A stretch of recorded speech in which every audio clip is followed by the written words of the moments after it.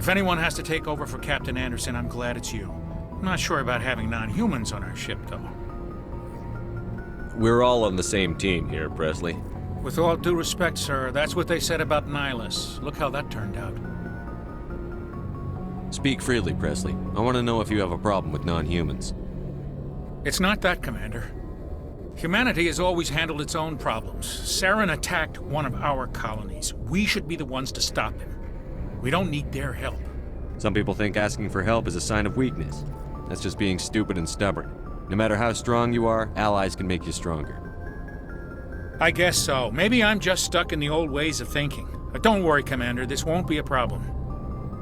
How did you end up assigned to the Normandy? I signed up with the Alliance as a navigator right out of school. Following in my grandfather's footsteps, I guess. My first posting was on the Agincourt. We were one of the first reinforcements to arrive at Elysium after the Blitz hit. Those raiders were no match for an Alliance frigate. Of course, the only reason the colony was still standing was because of you, Commander. I can't believe you held out as long as you did. How'd you end up on the Normandy? I got my officer's commission after Elysium. Must have made an impression on the right people. Captain asked for me when he was picking his crew. Carry on, Presley. Yes, sir.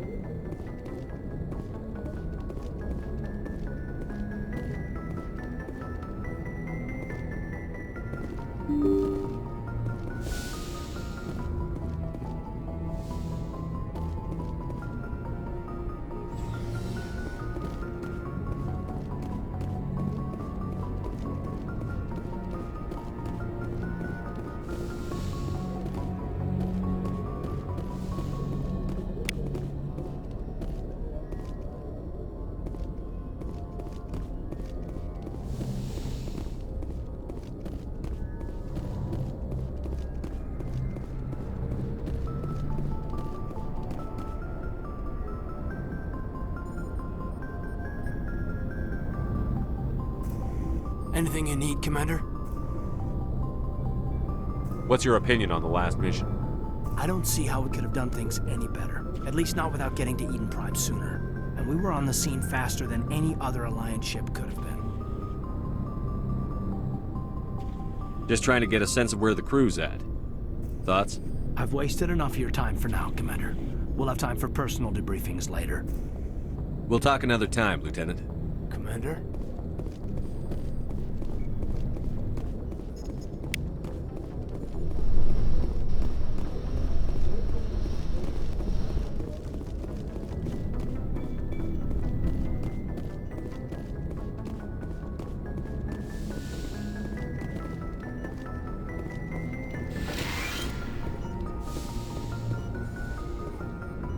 Yes, Commander? Is there something you need? I should go. Goodbye, Commander.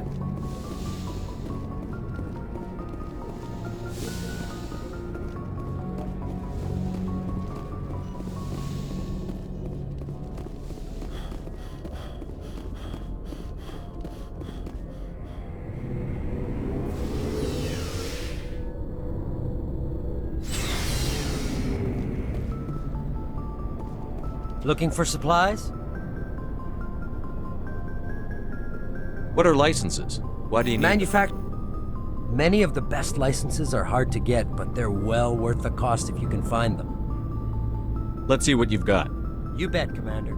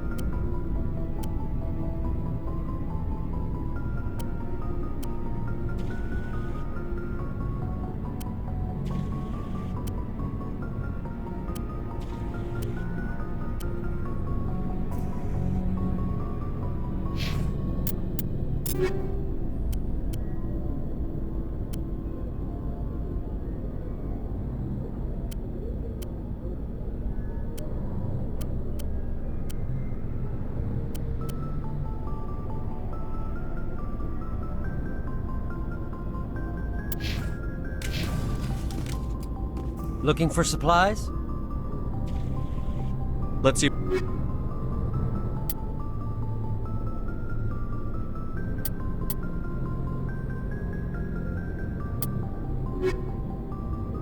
Looking for supplies?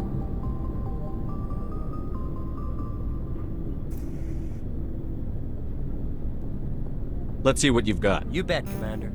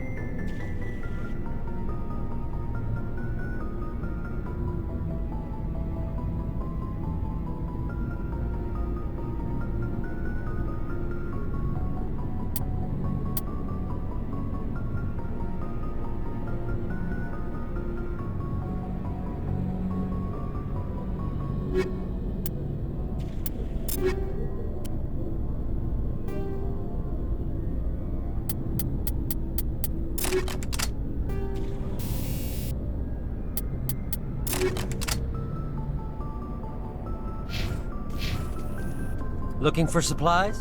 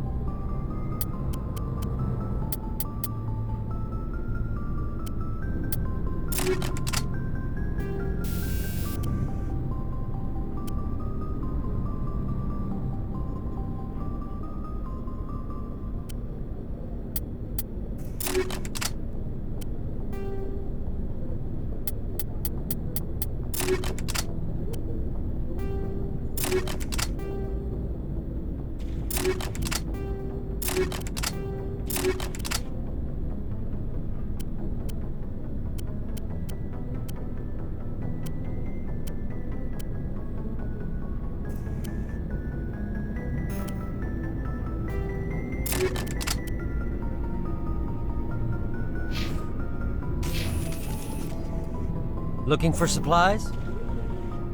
Let's see what you've You got. bet, Commander.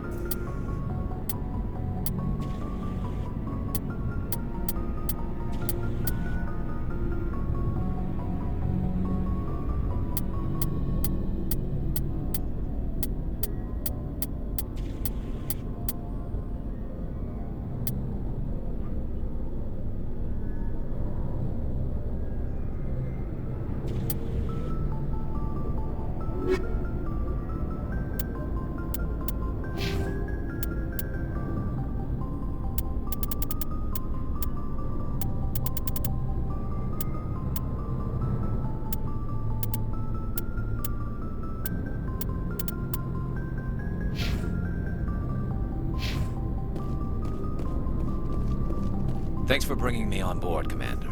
I knew working with the Spectre would be better than life at CSEC. Have you worked with a Spectre before? Well, no, but I know what they're like. Spectres make their own rules. You're free to handle things your way.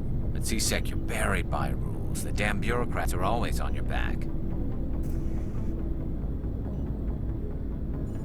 For the most part, the rules are there for a reason. Maybe.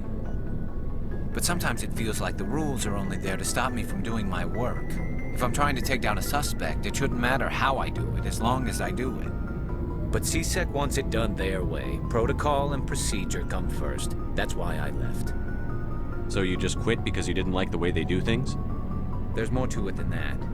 It didn't start out bad, but as I rose in ranks, I got saddled with more and more red tape.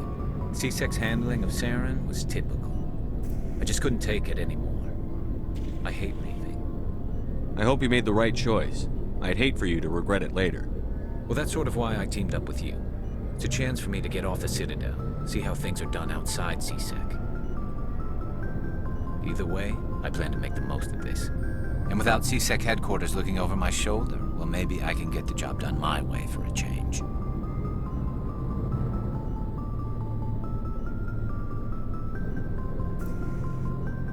If getting the job done means endangering innocent people, then no. We get the job done right, not fast. Got it? I wasn't trying to... I understand, Commander.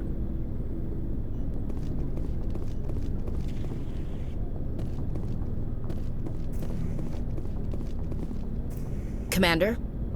What's your opinion on the last mission? Kinda wish you'd got there sooner, Commander. No offense, I appreciate the rescue. I just wish...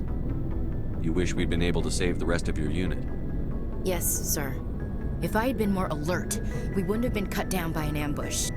The Geth are perfect ambushers. They don't move, they don't make noise, they don't even breathe. Sir, they have flashlight heads. I'll make sure it doesn't happen again. Do you have a few minutes to talk one-on-one? I'm sorry, Commander. I need to get my duties squared away. I wouldn't mind talking more later, though. Dismissed, Chief. Sir.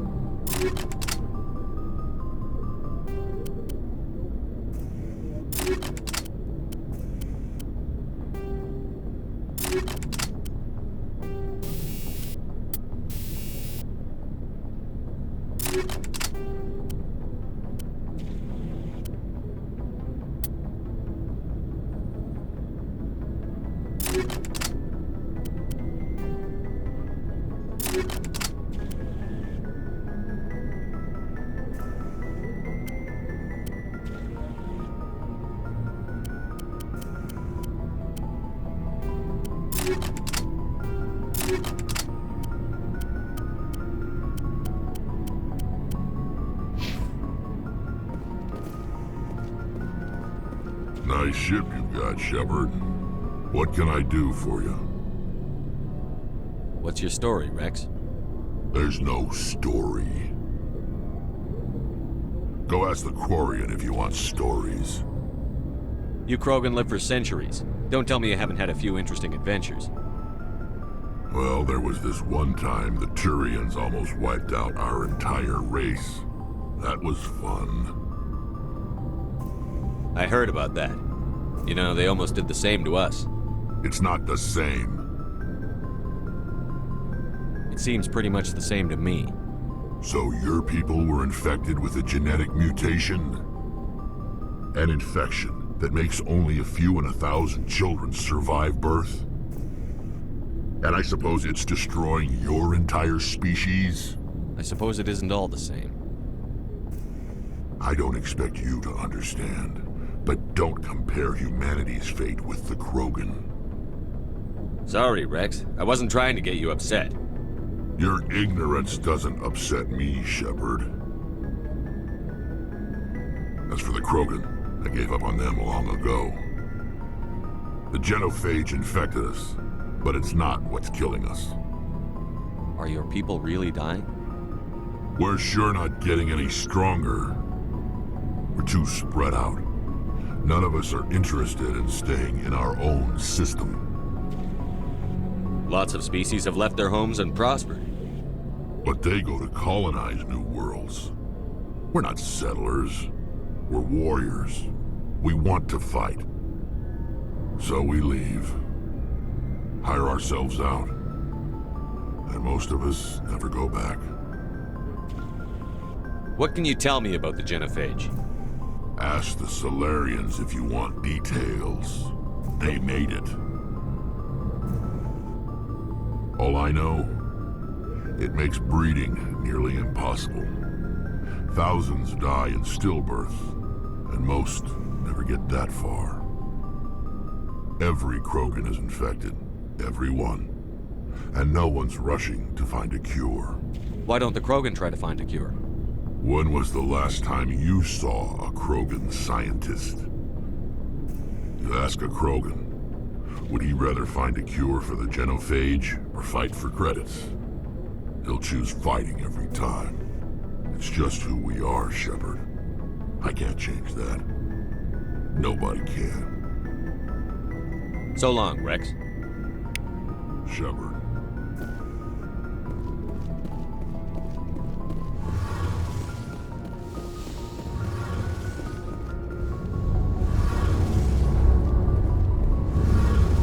Hey, Commander, you know that Quarian, Tally? She's been spending all her time down here asking me about our engines. I'll tell her to leave you alone. What? No, she's amazing. I wish my guys were half as smart as she is. Give her a month on board and she'll know more about our engines than I do. She's got a real knack for technology, that one. I can see why you wanted her to come along. I figured she'd be a real asset to the team. You got an eye for Tally, Commander, but I'm guessing that's not why you came down here. Fill me in on the IES stealth systems.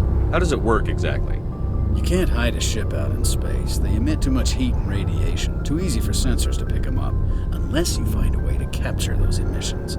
So our stealth systems trap the energy we give off in storage sinks built into the ship itself. No emissions to give away our location. Eventually the sinks have to be vented. More than a few hours silent running and they overheat.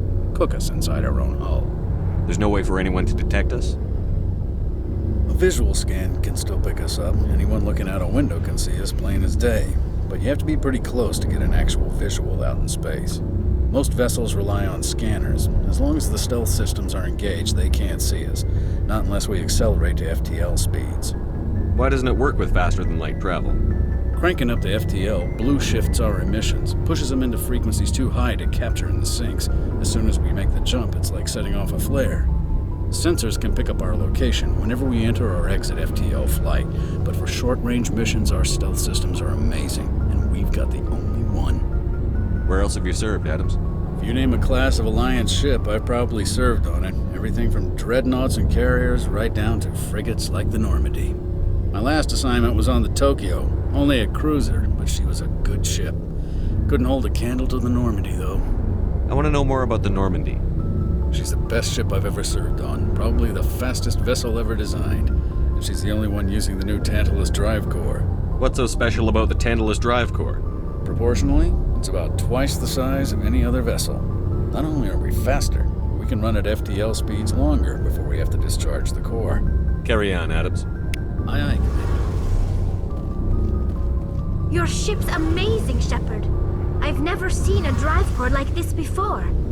I can't believe you were able to fit it into a ship this small. I'm starting to understand why you humans have been so successful. I had no idea Alliance vessels were so advanced. The Normandy's a prototype. Cutting-edge technology. A month ago, I was patching a makeshift fuel line into a converted tug ship in the flotilla. Now, I'm sitting on board one of the most advanced vessels in Citadel space. I have to thank you again for bringing me along. Traveling on a vessel like this is a dream come true for me. I had no idea you found ship technology so interesting. It comes with being a Quarian. The migrant fleet is the key to the survival of my people. Ships are our most valuable resource. But we don't have anything like this. We make do with cast-offs and second-hand equipment. We just try to keep them running for as long as we can. Some of the fleet's larger vessels date all the way back to our original flight from the Geth. I can't believe your fleet's still using ships that are 3 centuries old. They're constantly being repaired, modified, and refitted. They aren't pretty, but they work. Mostly. We've tried to make ourselves as independent as possible on the flotilla, grow our own food, mine, and process our own fuel.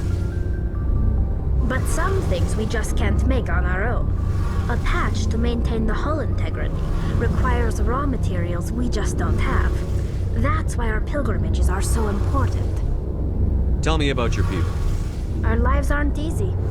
Resources are scarce, and we are constantly on the move. Everything we do must in some way contribute to the continuation of the migrant fleet. There are 17 million Quarians in the flotilla, and each of us relies on the others for survival. The bonds among my people are strong. Unfortunately, we have had to surrender many of the freedoms and civil liberties other species take for granted. What kind of freedoms? Well, it's illegal for parents to have more than one child. If our population grows too much, it would strain our resources to their breaking point. Of course, we also can't allow our numbers to become too few. If our population is in decline, the rule against single births is temporarily repealed. In extreme cases of population decline, incentives are even offered to encourage multiple births, though the Conclave hasn't had to take such measures in nearly a century. That's your government. The Conclave is our civilian branch of government. Each ship can elect a representative to serve on the Conclave and make decisions that affect the fleet as a whole. On matters that affect an individual ship, however, the captain has the final say. It's a tradition that dates back to the early days, when the fleet was governed by martial law. Fortunately, most captains nowadays are smart enough to have an elected council from their crew to give them advice and guidance.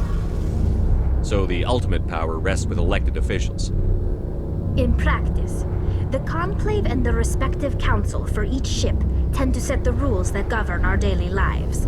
But in theory, we are still under military jurisdiction. The 5 top-ranking military officials in the fleet serve on the Admiralty Board. These 5 have the power to overrule any decision by the Conclave in case of emergency. To do so requires unanimous agreement among the Admiralty, and they can only do this once. After that, the entire board must resign their posts. It's a safeguard that served us well. In nearly 3 centuries, the Admiralty Board has only overruled the Conclave 4 times. I want to know more about the pilgrimage. When my people reach maturity, we leave our birth ships and seek acceptance with a new crew. It's necessary to maintain genetic diversity among the fleet. But no ship wants to accept someone who will be a burden on them. So, to prove our worth, we embark on a pilgrimage. We set out alone, leaving the flotilla and our families behind us. We only return once we have found something of value we can bring back to the fleet. This is presented as a gift to the captain of the respective ship we wish to join. If the gift is accepted, we are welcomed into the crew. Can a captain choose to reject the gift? That doesn't happen often. Most captains are eager to increase the size of their crew. It increases their own standing in our society. Even when the gift is not particularly valuable, the captain usually accepts it out of a sense of tradition. However, there is a stigma to presenting a substandard gift. It's not the best way to make a good impression on a new community. Most pilgrims don't return until they find something worthwhile. I can't believe they just send you off alone. It's not like they just cast us out. Before we leave, we are given lessons in how to survive outside the flotilla, and given gifts to help us on our journey. We also receive implants to fight off sickness and disease. Generations of living in an isolated and highly controlled environment have left our immune systems weaker than most. By the time we leave the fleet, we are well equipped for the pilgrimage. This is a rite of passage for all Quarians. If it were dangerous, our numbers would suffer. Virtually every pilgrimage ends with a triumphant return and the ritual presentation of the gift to one of the fleet's captains. I want to talk about something else. Like what? I want to know more about the Geth. I doubt I can tell you anything you don't already know. It's been almost 3 centuries since they drove my people into exile. All I know is the story of their origins. What they were when we created them, and how they turned on us. Interesting. The Geth were originally created to serve as an automated manual labor force. Initially, their intelligence was as limited as any VI. Over time, we made small modifications to their programming to allow them to perform more varied and complex tasks, bringing them closer and closer to true AI status. How come the Council didn't step in and stop you? This wasn't true AI research. We may have been skirting the bounds of the law, but we never did anything that was actually illegal. The changes were so insignificant, so gradual, that we were able to control them. Or so we thought. But one thing we underestimated was the power of the neural network. 1 million Geth thinking simultaneously created an inherently unstable matrix. What made them rebel? As we built more and more Geth, their effective intelligence became more sophisticated, more abstract. One day, a Geth began to ask its Quarian overseer questions about the nature of its existence. Am I alive? Why am I here? What is my purpose? As you can imagine, this caused a near panic among my people.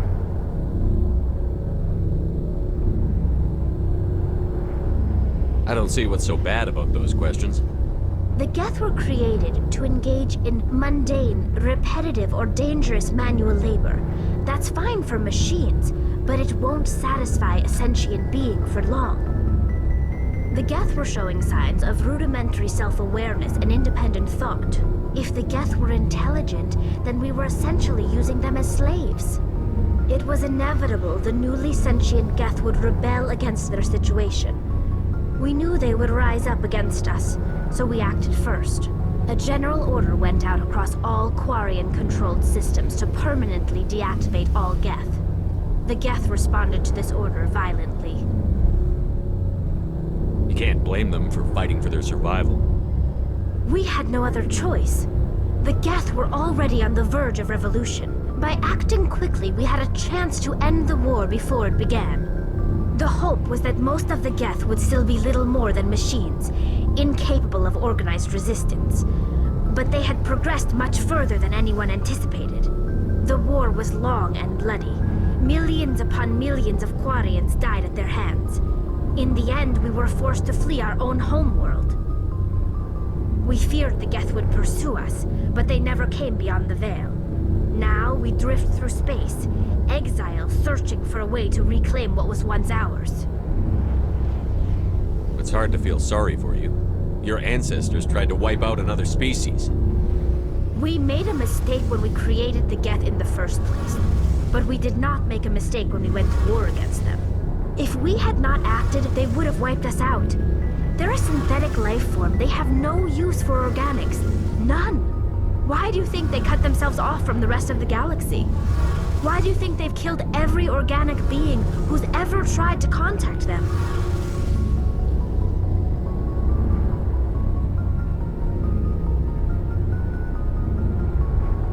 They didn't kill Saren. What does that tell you? The Geth are not innocent victims in all this. They're the enemy. They want to destroy us. Not just the Quarians. All organic life. That's why they've joined up with Saren. And that's why we have to stop him.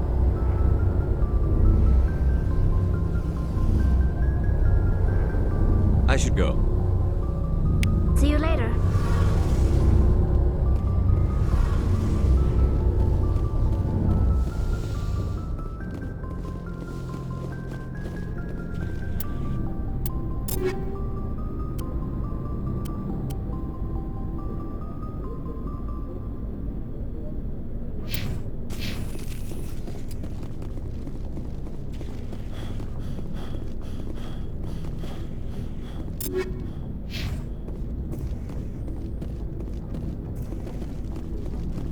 Looking for supplies?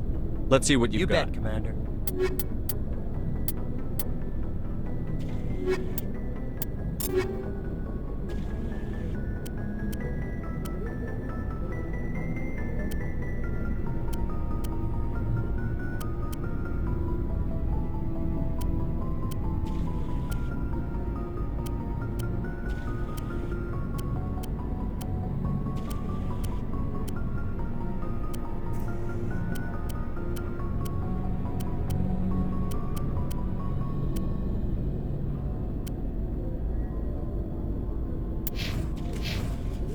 Looking for supplies?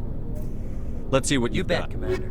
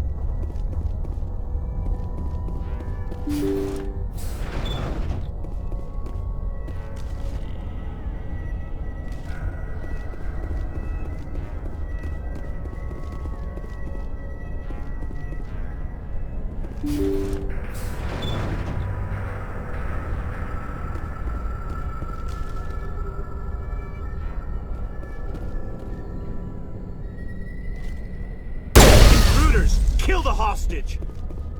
We need to hurry.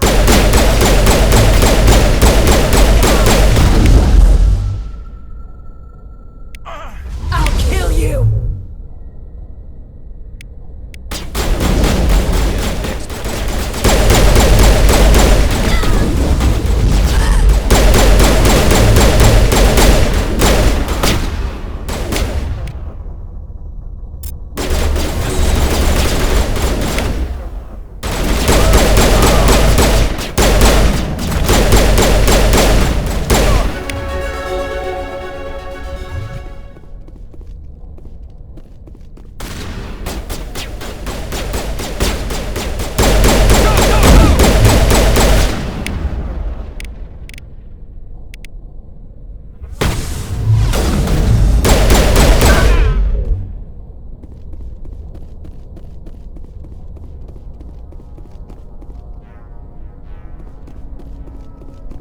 Perimeter secured.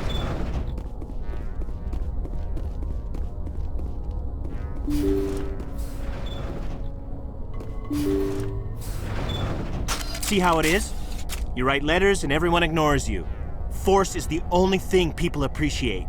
So how about if I kill Chairman Burns and finish this charade? Please, I was trying to help you people. Let's not do anything we're all going to regret. Why not? What have we got to lose? Since the chairman here decided that we didn't get reparations, we've got nothing left to live for. But I've changed my mind. Seeing you all, it's clear that you all deserve... You had your chance. Some L2s are nearly crippled from side effects of the implants, but you voted against reparations. Think about this. Burns is the one man who can help you. Yes, if you release me, I can take another look at the reparations request. What, we're supposed to trust you? Sure, you promise us freedom and say everything will be fine, but as soon as we surrender, you'll double-cross us. I'm not promising to let you go. All I'm saying is that Burns will take another look. Right, Burns? Absolutely. I had no idea that the L2 biotics were this desperate.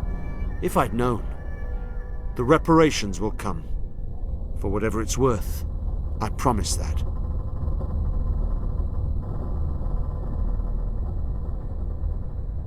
You're right. I don't want to die. Maybe something will happen this time. We surrender. Thank you, Commander. I thought I was dead when they took me. I'll see to it that the reparations discussion is reopened. I didn't know they were so desperate. A 5th Fleet cruiser will be by shortly to pick you and the prisoners up.